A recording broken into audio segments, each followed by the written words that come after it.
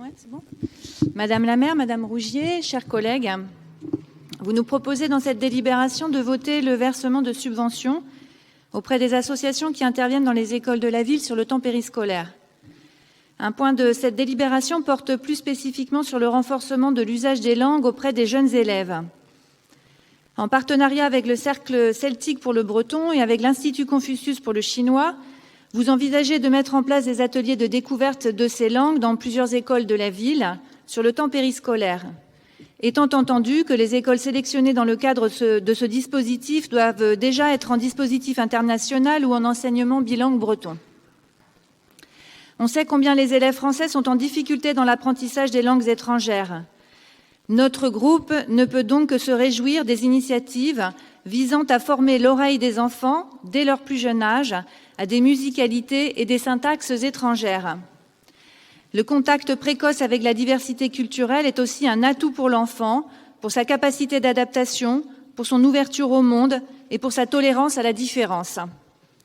Soutenir l'apprentissage scolaire par des activités ludiques, créatives, artistiques proposées sur le temps périscolaire nous semble une heureuse initiative. Nous voterons donc positivement à cette délibération. Une certaine vigilance s'impose néanmoins et des questions restent en suspens. Comment garantir que ces activités périscolaires profitent à tous les enfants du dispositif, enfin tous les enfants qui sont dans l'école qui proposeront ce dispositif, et pas seulement à ceux dont les parents, très conscients des apports bénéfiques de ce type d'activités supplémentaires, construisent très tôt des stratégies scolaires d'excellence.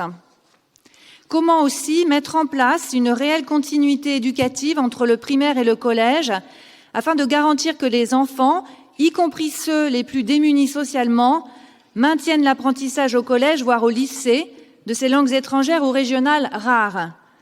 J'évoque ici, on l'aura compris, l'épineux problème de l'absence de mixité sociale dans les écoles puis dans les collèges de notre ville. Cette question n'appartient pas en propre à l'éducation nationale.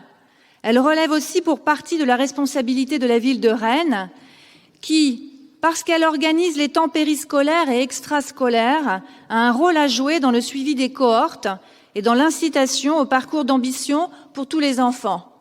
Merci.